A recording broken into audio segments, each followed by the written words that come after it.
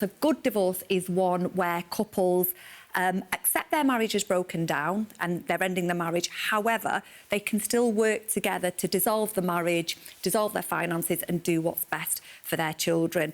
A trial separation is always a good idea before a final divorce as well. So there's lots of ways to reach a good and happy divorce. Yeah, whenever you come on the show, you always talk about communication. That's I do, indeed. I do. Should we talk about prenups then? Bill and Melinda don't have one, but we have heard about lots of celebrities who do, like Jessica Biel and Justin Timberlake had one, didn't they? So are they a good idea for everyone? They are a brilliant idea, and they shouldn't just be seen as a US thing or a celeb thing either. The one that you mentioned, Jessica and Justin, she actually had a cheating clause in there. So if he cheated on her, she would get $500,000 US. Apparently, Catherine Zeta-Jones and Michael Douglas have got a similar one. But a prenup, as I say, it's not just for the celebs. The romance. The romance. I know, but if you think about it, Steph, you are likely to be a lot fairer in splitting up your assets when you're in love than when you're not. So it's definitely a good idea. I know it's not a romantic concept, but it can save a lot of heartache in the long run. So a prenup, what is it for those people who don't know? A prenup is a contract that you enter into as husband and wife before you get married. It's effectively a who gets what agreement if you split up.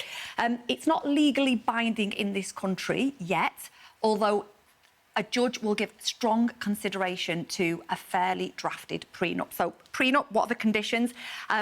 You've got to have full disclosure of your assets before you enter a prenup. So, Steph, if you hide all those millions you've got, that's not going to stand up if we get married. So we've both got to bring to the table everything we've got and have full and frank disclosure. We've got to enter it a reasonable period of time before we get married, normally 21 to 28 days.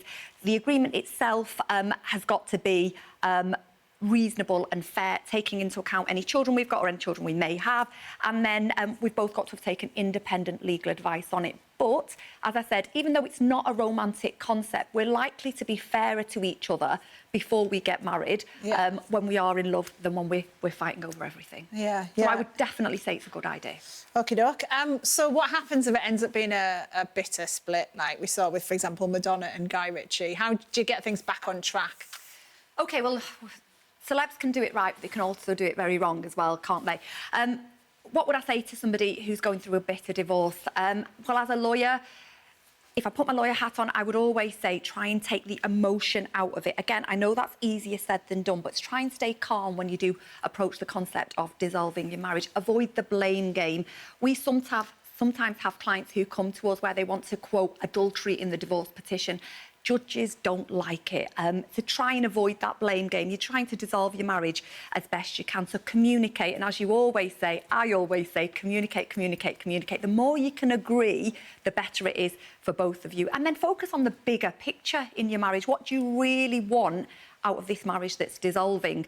And seek legal advice early doors. I always say that because, again, you get couples who say, well, I want this, this and this. Well, actually, you're not legally entitled to it.